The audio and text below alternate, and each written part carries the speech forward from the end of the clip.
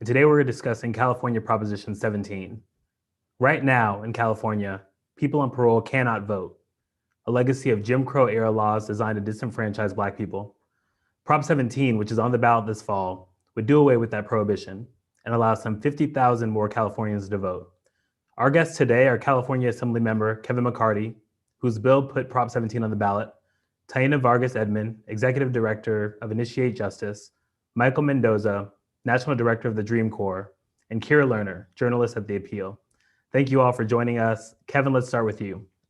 Can you tell our audience about the creation and evolution of this measure? Yeah, thank you. This is part of a larger, broader coalition to bring about racial justice, criminal justice reform, and restoring prior rights and righting wrongs here in California. So California, as we know, in the last few decades, after many decades of building prisons and incarcerating people at outrageous numbers, has started to reevaluate our criminal justice system. So we've been focusing on sentencing reforms and parole changes. And the focus is on how we can successfully reintegrate people back into society upon completion of a prison term. And so one of the things that we discovered was this old relic, as you mentioned, this Jim Crow law from 100 years ago that was slightly amended to make better in the 1970s, that basically takes away voting rights, and a right that we all count on in our country for no good reason. And so we put a measure through the legislature. We had to get 2/3 vote in each house because we couldn't pass a law and have the governor sign it because this law was created by the state constitution, by the voters. So we had to go back to the voters to change this law. So before us now is Prop 17, which would restore voting rights for over 50,000 people who currently don't have the right to participate in democracy. Thanks so much, Kevin. Taina, I'd like to turn to you. You've done a lot of work on this issue, and specifically you've been connecting and organizing with folks inside. Can you talk a little bit about how this idea originated and what issues are most important to directly impacted people? Absolutely, and thank you so much for having me on today. So Prop 17, formerly known as ACA 6, was actually an idea that came from one of our Initiate Justice members who is currently incarcerated at San Quentin State Prison, named Rasan Thomas, who had said, that people who are impacted by incarceration deserve to have a voice when it comes to the ballot box. So a couple of years ago, Initiate Justice had actually tried to get something on the ballot that would have restored voting rights for everyone impacted by the criminal justice system, including people who are currently incarcerated. But we were not successful in that effort. And then in 2018, we teamed up with Assemblymember McCarty and his team and introduced ACA 6, which would restore voting rights for people who have completed their prison term, and as the Assembly member said, amounts to about 50,000 people. And when we were originally doing our advocacy and organizing work around this issue, we were coming up against some misunderstandings, some misinterpretations of what priorities are for people who are impacted by incarceration. So Initiate Justice conducted a survey last year of more than 1,000 people impacted by the system and asked, if your voting rights were restored, would you even vote? What policy priorities are very important issues for you? And what we found is that, one, people impacted by incarceration absolutely would vote. About 30% said that they voted before they were incarcerated, and 98% said that they would vote now if their voting rights were restored. Two, we found that people are overwhelmingly contributing to their communities. So people are working, are going to school, are a part of society in every other way, yet do not have the ability to have their voices heard at the ballot box. And three, we found that people impacted by incarceration also believe that there's a direct correlation between voting rights restoration and public safety. 3 out of 4 people on parole who we surveyed said that having their voting rights restored would help them stay out of prison. So this is, a racial justice, a social justice issue, but it's also an issue of public safety. The idea that we are taking away a person's right to vote is a form of punishment that has nothing to do with actually keeping our community safe. So Prop 17 is a huge step in the direction of, doing what is right in a democracy, because democracy needs everyone. But it's also a step in the right direction and towards creating a more fair and inclusive and safe society for all. Thanks, Taina. So I'd like to talk more about creating a fair, inclusive society, and some of what you touched on, this idea of people they're active, they're leading in their communities. And I think that's a perfect segue to Michael. And Michael, I apologize, I want to correct your title. You are Director of National Advocacy at the Anti-Recidivism Coalition. And a bit of background. So Michael, you were paroled in 2014 after serving 17 years in prison. And you fought to pass laws that reduce incarceration. So you've been providing the type of leadership that Taina is describing. How has your inability to vote impacted your efforts to advocate for legal reforms? Thank you for that correction, John. And, what I would say is that while advocating for the right to vote when you don't have the right to vote was very dehumanizing and discouraging. What Prop 17 would actually do is not only restore the right to vote to over 50,000 Californians who have completed their prison terms and are out here working jobs and paying their taxes, but Prop 17 would also change the way we welcome people back into our communities. I remember, the loss that Taina was talking about in 2017, where I was out there working full-time, going to school full-time at San Francisco State University, trying to collect signatures to put the same issue on the ballot in 2018. And when we were unsuccessful to collect the amount of signatures we needed, it was discouraging to feel as though your voice does not matter in a really important democratic process. But then when we have, our amazing leaders like Assemblymember McCarty, who comes in to really champion how important restoring the right to vote is in California, and get it to this stage where we're at to pose the question to the voters. I know for myself and many of us who are formerly incarcerated, is a huge and necessary step that we are very fortunate to have right now at the moment. Civic engagement is really important for people coming home, and the ability to learn and engage in what is important for our communities as a whole, because we all want the same thing, and that is the safety of our communities, but also being able to, support and choose who our elected officials are, who are there to really serve in our best interest as constituents. And so to really get to this point, to feel that our voices are heard, is more critical than ever for people coming home. Thanks so much, Michael. And it's clear that your advocacy, Taina's advocacy, Assemblymember McCarty, has made a difference, because there's been some internal polling that suggests approximately 60%, maybe more than 60% of voters so far are on board with this and excited about it. Kira, I'd like to bring you in, because I know you've both taken a look at that polling.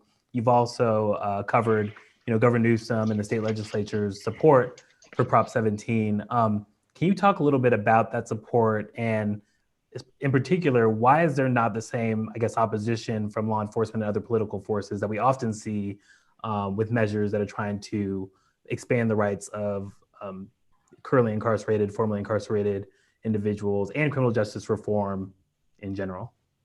Sure. Well, thank you for having me, John. And like Taina and Michael have both spoken about, the movement for this proposition is really being led by impacted people. And so far, it's been so much more about their personal story and their messaging than it has been about the money. There are donors backing this. The ACLU is probably the biggest supporter, and there are some others that are financially putting some money into it. But for the most part, this campaign is really about the people impacted telling their stories and making sure those stories are resonating with voters.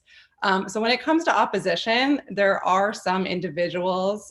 State Senator Jim Nielsen, who's a Republican, has probably been the most vocal in speaking out against it. He claims that parole is part of a person's sentence, and and he calls these violent and dangerous people who shouldn't be permitted to vote. But for the most part, you don't really see an organized like No on 17 campaign. You don't see a lot of work pushing against it. And I think that's one of the major reasons that it is polling so well. And I think the last poll showed more than 60% support. I've been comparing it to Amendment 4 in Florida, which I also covered pretty extensively. Florida was a step behind, and they were just restoring voting rights to people who had completed their sentence. But the movement for Amendment 4 was led by returning citizens and people with a stake in the matter. And there wasn't an organized opposition. And that measure passed with almost 2/3 of voters supporting it. We obviously saw some pushback coming from Republican lawmakers after the amendment passed. And that's why we're in the situation we are today, where people with felony convictions have to now pay off fines and fees in order to vote. But with California controlled by a Democratic governor and Democratic legislature, I doubt that we'll see a similar pushback once this measure passes, if it does. All right, thanks so much, Kier, for providing that additional context. So we're going to open it up to more of a panel discussion. I think I'd like to start with, we're like 27 days. Ballots have already dropped. I have my ballot here. I'm in California. I have it somewhere. What are the next steps for each of you in the next, 27, 28 days? And beyond that, what's the organizing strategy going forward? We can start with you, Kevin. Oh, sorry, you're muted. Unmute. Yeah, I got my ballot last night and I voted. So I know that Prop 17 is winning already. And I want to just go back to what a few things is. This isn't a partisan issue. That's one thing that I was really impressed with. What I really heard, I knew this is always a wrong in California. I heard about the Measure 4 campaign in Florida, and I saw that it had bipartisan support. People like Newt Gingrich and Grover Norquist and the Koch brothers support that. So this is a righteous issue. And, in order to get to the ballot, we literally had to get 2 Republicans to vote for it. So we do have bipartisan support. People don't think this is such a far-fetched idea. It's a common, sense thing. Once someone serves their time in prison and released, should they get their rights back? Yeah, because parole is not punishment. It's part of success after. And so talking about that, we're talking to our, people we do in campaign world. It's a very different campaign world right now. You can't go and talk to people in person, but I've been very impressed by the large coalition. We have newspaper editorials endorsing this. We have, plenty of political leaders here in California. So, we're cautiously optimistic by that polling you alluded to. But we're going all the way because this is an important measure. Lastly, I think that voters, when they think in this election, of course, COVID-19 is a big issue, but it's really looking at ourselves in California through the lens of racial equity and justice. And this, it honestly is very timely.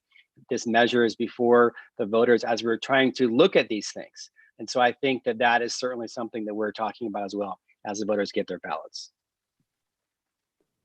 Thanks a lot. Taina, you want to weigh in and describe, how you're going to build on this momentum? Yes, absolutely. So in terms of my personal next steps, I have voted already. I dropped my ballot off yesterday. So what we're doing in the campaign is encouraging people to vote early. We're putting on like informational webinars to help people fill out their vote by mail ballot.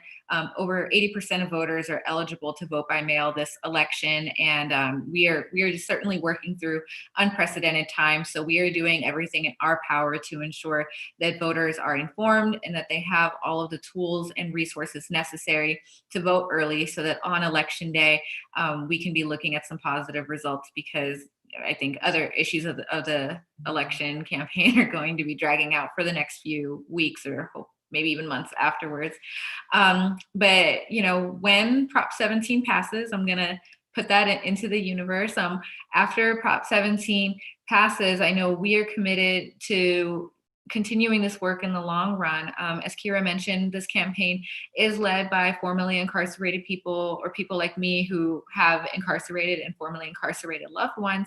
And we are in this for the long term. So we will ensure that once voting rights are restored, that we'll be organizing to make sure that people who have recently had their voting rights restored show up to the polls, are advocating for similar legislation in the future, because I think often the idea is that people impacted by incarceration are somehow the problem, but really we're the solution. We're the ones who understand more acutely than anybody what our communities need in order to be safe, because we are the ones who have directly been failed by the system. So we're going to continue to organize and to work hard to make sure that people impacted have their voices heard at every turn in the political process. Thanks so much. Michael, do you want to jump in? Yeah, at the Anti-Recidivism Coalition, our executive director, Sam Lewis, is really excited about continuing to push yes on Prop 17, especially when a lot of our members who are formerly incarcerated, firefighters out there risking their lives for their communities, and engaging them in this important process and ensuring that their voices are heard in our democracy. We're excited to really shortly, within the next few days, put out a voter's guide about the importance of Prop 17 and other propositions in California that would affect criminal justice reform. But also just continuing to engage with other organizations that are led by formerly incarcerated people, like All of Us or None, like Communities for Restorative Justice, especially Young Women's Freedom Center. These are organizations that are working alongside together that are formerly incarcerated leaders. But we are working with other organizations, as Taina mentioned, like Initiate Justice, League of Women's Voters, the ACLU. Important to show that we are in this together, formerly incarcerated people and impacted people, on a very important issue that would restore the right to vote to over 50,000 people at a time where it's really needed, in a way that will help us address the issues in our state and the country. And so we're excited to continue to work with partners in the state to make sure that there's a yes on Prop 17. So Kira, a slightly modified question for you since you're a journalist. How has this movement impacted the way journalists are writing about currently incarcerated, formerly incarcerated individuals? Sometimes we have a real language problem with how people are described and how movements are described. Like, what are you seeing in that space? Yeah, I think it's been really great to see formerly incarcerated people, like we've been saying, leading the movement, kind of taking control of the conversation. And more, I think journalists are realizing the ways that we should shape these stories are around the impacted people and what effect this would have on their lives. I think we've learned through writing about these populations and efforts to restore voting rights that a lot of times people don't like to be called ex-felons or felons. They don't like to be characterized by the worst thing they've ever done. So I think a lot of it is about the language that journalists use and the way they frame these stories. I think journalists are also kind of catching on to this momentum that we're seeing across the country when it comes to expanding voting rights. I've covered efforts in dozens and dozens of states at this point, and California is just the latest.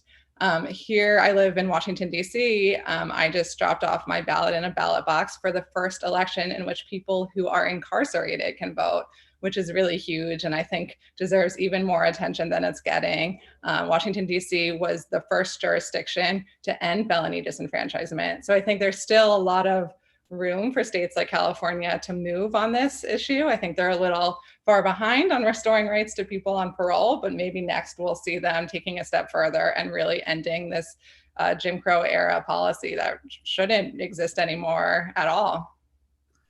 So thank you, Kira, for mentioning DC. That actually leads me to my next question is, to what extent do you all connect to like this broader national movement and are tracking what's happening in DC and trying to unite with folks in DC, Florida, wherever else people are organizing around these issues? Oh, sorry, I was supposed to tag you in. Go ahead, Kevin.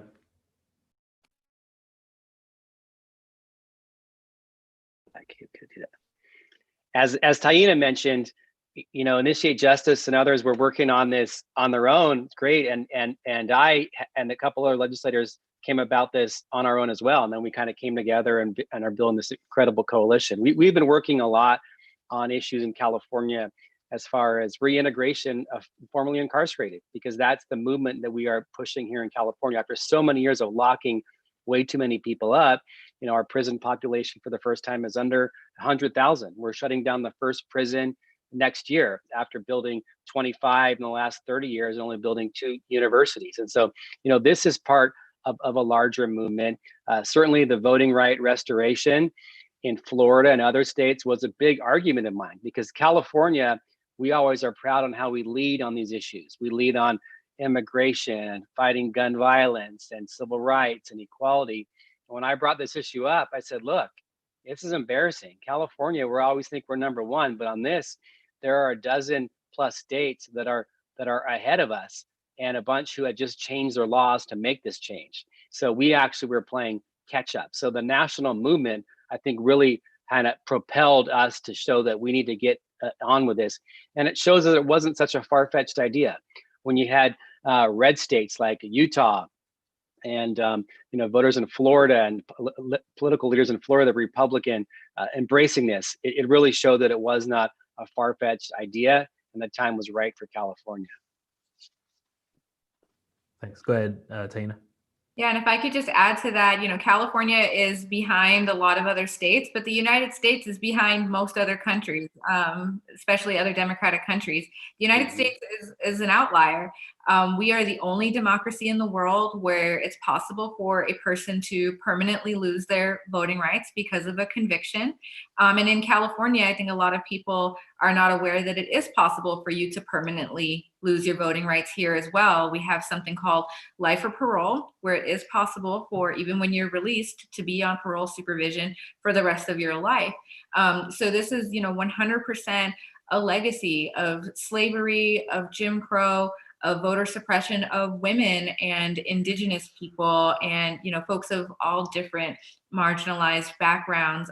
This has nothing to do with public safety whatsoever. So California will be catching up to the rest of the country, but I'm hoping that we move beyond that. We ask that they identify what streets period, and that every state in the country starts to follow suit, because a person should never lose their right to vote because of a conviction in a free and fair democracy.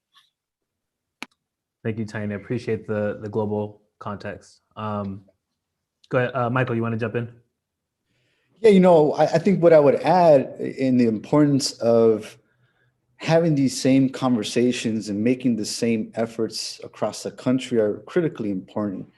We work really closely, Taina and I, and the coalition on Prop 17 with Desmond Meade, who did an amazing job restoring the right to vote in Florida, is formerly incarcerated themselves. And so looking at how 19 other states have made important decisions to restore the right to vote to others, it's important that we all stay on the same page and push our country to make sure that it's a very inclusive democracy of all voices, especially voices of those who are formerly incarcerated out here working jobs and paying taxes to make their communities better.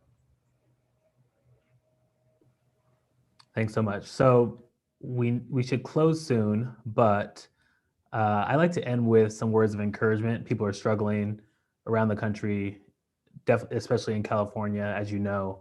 And just like to give you an opportunity to give some words of inspiration, something that's giving you hope in this moment before we wrap. We can start with you, Kira. Sure. Well, I always like talking to people who are formerly incarcerated, who feel that hope themselves. And when I was reporting on Prop 17, I talked to John Wyndham, who is working for the Yes on 17 campaign. And while he's serving a term of parole of 7 years to life, so he's one of the people, like Taina mentioned, who, if this doesn't pass, could be prohibited from voting for life. He's still really encouraged. He's actively involved in democracy and meeting with lawmakers. He told me that he's on Zoom calls every day talking to people about policy, and he has a full plate. So I think if people like him can be encouraged, even when he can't even cast a ballot in November, I think it gives everyone else even more reason to get out there and make sure that we vote on behalf of him, and so that people like him can vote next time California has an election. Awesome. Michael, do you have any words of inspiration or hope? Yeah, Prop 17, freeing the right to vote, is more important right now than ever, especially, when it feels like our country is divided, when it feels like, we're all about to finish this COVID term, if you will, and hopefully re-enter back into society with an improved democracy that really uses all of our voices. And so for me, Prop 17 brings me even more hope as we enter into 2021 as a country, as a state, to ensure that our democracy hears all of our voices and that our leadership is equipped by hearing the voices of everyone that they are elected to serve. And so for me, Prop 17 is hope for 2021 to get beyond what has been a really hard year for all Americans. Thank you, Michael. Kevin, any thoughts? Yeah, well, first of all, I too have met people here in our community came up to me and said, I can't vote. I want you to know what this means to me. I am formerly incarcerated. I have a job. I see my family. I'm being a citizen, doing my part, but I can't get to vote on speed bumps on my block and who's going to be the next mayor and school board member. So it really does mean something. But, we have 20 million voters in California. This is 50,000, a population of 50,000. So it's not going to change an election, but it's more of a broader movement as far as what are our values. And I'm optimistic that we saw a lot of big pieces that we're successful this year. We have the affirmative action measure on the ballot to repeal Prop 209, Prop 16, and so I'm hopeful that people of California are going to be looking at this equity lens, this racial equity, whether it's police reform and economic justice and criminal justice issues, and we're part of a larger movement that will win this November and keep on going in 2021 and beyond. Thanks, Kevin. Taina, you want to close us out with your final thoughts? Yeah, and just to build off of what the Assembly member and Michael said, this is beyond 2020 and 2021. This is history in the making. I'm hopeful that it'll be written down in the history books that November 3rd, 2020 was the day that felony disenfranchisement ended for all formerly incarcerated people in California. It'll be a huge step in the direction of moving towards a truly fair and free democracy, especially considering everything else that's going on in the country right now. Upholding our democratic principles has never been more important. These are truly historic and unprecedented times. And I think Prop 17 is an opportunity for us to change history in a good way, move in the right direction when there are so many scary, daunting things happening right now. And I'm thinking about society overall. I'm thinking about my loved ones who are impacted by incarceration. My loved one who did 7 years ended up getting off of parole a year early, so is going to be able to vote in this election for the first time in over a decade. So I am just very encouraged for the people who are formerly incarcerated who can vote this time, and for everyone else who is formerly incarcerated where this will be their last election where they can't vote. I think that's a perfect place to end. Thank you all so much for joining us. I really appreciate you talking about California Prop 17 and all the organizing that has gone into making this reality, and for shaming me for not voting yet. I have my ballot. I promise to do it this week. And to all of our viewers out there, we appreciate you joining us on The Briefing. Full episodes of The Briefing are available as a podcast on Apple Podcasts and wherever you listen to podcasts. We're live again tomorrow. And, you can also follow The Appeal News on Facebook and The Appeal on Twitter for the latest